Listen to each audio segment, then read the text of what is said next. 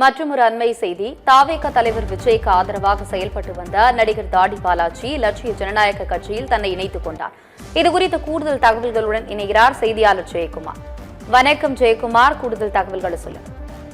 ஆனந்தி, புதுச்சேரியில அதாவது Jose Charles Martin சமீபத்தில் புதுச்சேரியில் லட்சிய ஜனநாயக கட்சி என்ற கட்சியை இணைத்தார். இதுல பாத்தீங்கன்னா புதுச்சேரி சேர்ந்த முக்கிய பிரமுகர்களும் சட்டமன்ற உறுப்பினர்களும் முன்னாள் சட்டமன்ற உறுப்பினர் உள்ளிட்டோர் புதுச்சேரியில் ஜோஸ் சார்லஸ் மார்டின் தலைமையில லட்சிய ஜனநாயக கட்சியில இணைந்து வருகின்றனர். இதுல பாத்தீங்கன்னா தமிழக வெற்றி கழகத்தின் விஜயின் ஆதரவாக செயல்பட்டு வந்த நடிகர் தாடி பாலாஜி லட்சிய ஜனநாயக கட்சியில ஜோஸ் சார்லஸ் மார்டின் தலைமையில் புதுச்சேரி நேரில் சந்தித்து தன்னை லட்சிய ஜனநாயக கட்சியில் இணைத்துக் கொண்டாரு.